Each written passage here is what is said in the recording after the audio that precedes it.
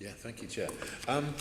There's been concerns that some of the fares that pedicabs have been charging their customers, particularly tourists who might be in London for the first day and don't know what's going on, have been charged. We hear cases of one tourist being charged over £200 for a 1 mile journey and £600 for a 30-minute journey.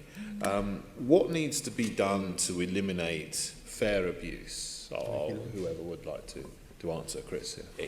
Obviously, that's totally unacceptable. In the way it should be done is there should be a fare guideline in the pedicab, and the fare should be agreed prior to the start of the journey, properly agreed. And this has been an issue which is obviously raised and must be addressed. And again, with identification, then should something like this happen, then of course there would be some sort of recourse. But at the moment, you're quite right. Yeah. Yeah. Did anyone else want to comment? Yeah. Yes. Just to echo that, I think we've got lots of footage, camera footage of pedicab drivers charging complete rip-off fares. Whether they're taking passengers on long routes or just deciding that they, instead of £15 halfway down the road, they've decided it's £50. And so for tourists who perhaps English isn't their first language, maybe in an area that they are unfamiliar with, that really does damage our reputation as a tourist destination. So I think it's really easy. You have set fares, there's examples of this all around the world, all around the country. You have set fares. The fares are transparent, they're there in front of you. Or it's one fare regardless of where you might be going within a certain radius, and it's as easy as that. But how do you enforce that unless we have some kind of regulation? Yeah. Yes. Just very briefly on that, the legislation under which pedicabs operate is that they have to charge separate and distinct fares. So we always had a system where it would be X amount per person per mile. So, of course, if you're taking one person, or 3 people, it's a lot more work than if you're taking one. So, under the legislation, which still exists, they have to charge per person for any journey. Is that the 1869 Metropolitan Public Carriage Act? Okay. Yes.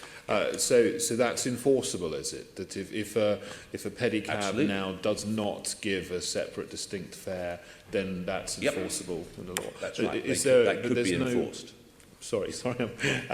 There's no price guide, though, is there? So they can sort of set whatever they want for the separate and distinct fares. Is that we used to have a rule. I think was it £3 per person per mile or something? No, it was, I think when you started it was about £5 a person per mile.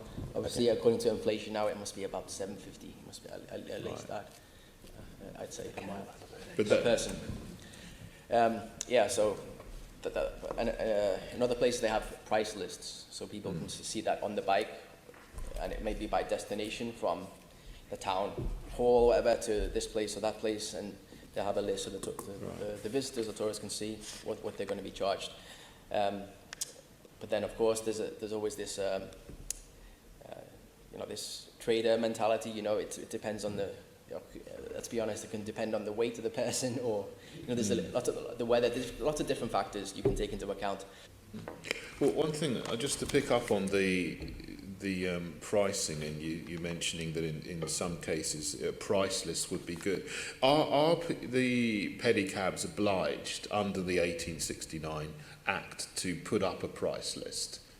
They're not obliged to do that. So if they don't and they just make up a price at the end, they are actually illegally allowed at the moment not to specify a price at the beginning and just charge at the end. Is that correct? But I think I think under any sort of regulation, however it was done, there would be some guidelines which would have to be on the pedicab very clearly. So it's this amount per person per Right, but that's something that needs to be done. Absolutely, it's not the case at the moment, which is where the problem is, particularly for tourists who, as you say, Ros, may come to London and not know English very well, so they're very vulnerable in that situation. What does TfL do? What can TfL do at the moment to make sure there isn't any fare abuse like this, £600 for a 30-minute journey? Is there anything you can do? Not really, no, not without any appropriate legislation. I think that's the problem. And we're well aware that the people that could use pedicabs, tourists or people that have been out, are vulnerable to... You didn't frankly have the balls to put country before party.